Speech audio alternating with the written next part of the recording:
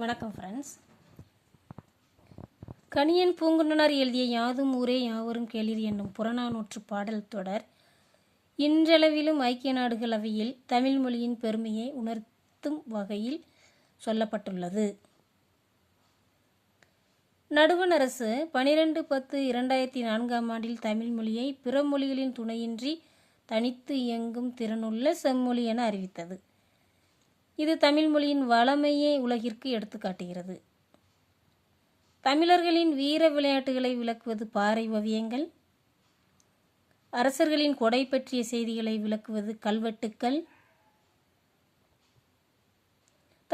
தமிழர்களின் வீரம், கொடை, பண்பாட்டு கூறுகள், விருந்தோம்பல் முதலியவற்றை கூறுவது இலக்கியங்கள். தமிழன் என்று சொல்லடா, தலை நிமிர்ந்து நில்லடா நாமக்கல் கவிஞர். தமிழர்களின் எழுத்து, சொல், உணர்வு, ஒழுக்கம், வாழ்வு, பண்பாடு ஆகியவற்றை தமிழின் தொன்மையான இலக்கண நூலான தொல்காப்பியம் எடுத்து கூறுகிறது. உலக மக்கள் அனைவரும் ஏற்றுக்கொள்ளும் வகையில் சிறப்பு பெற்று விளங்கும் நூல் திருக்குறள். உலக பொதுமுறை என்று அழைக்கப்படும் இந்நூலில் தமிழரின் வாழ்வியல் நெறிகள் சொல்லப்பட்டுள்ளன.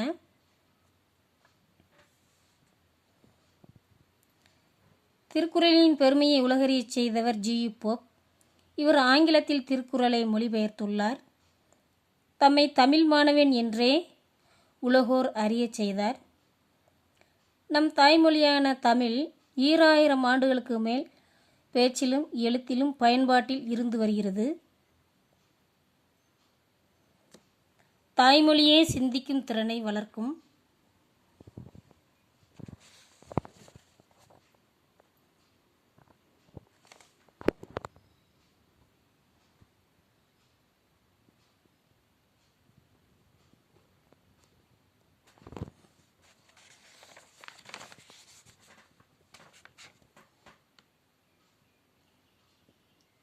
லிங்குவா என்பது லத்தீன் மொழிச்சொல்.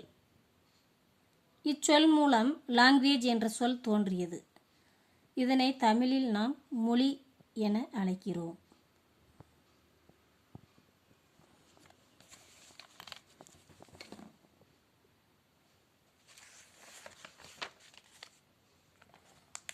வானூர்திகள்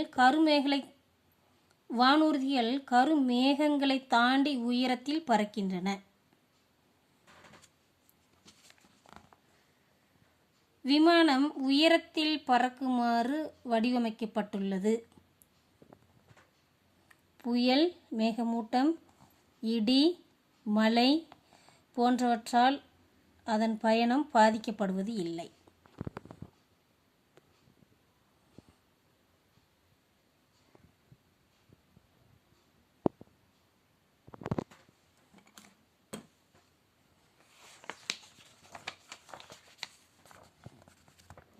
பட விளக்க அகராதி கொடுத்துருக்காங்க பாருங்கள் ஃப்ரெண்ட்ஸ்.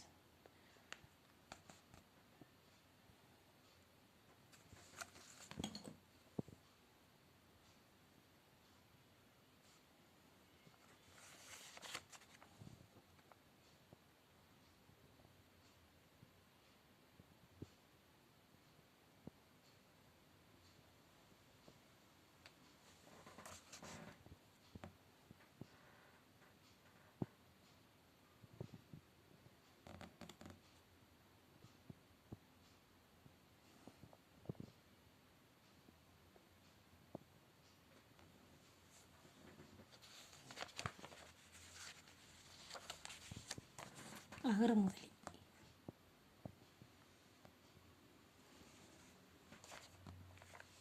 நன்றி.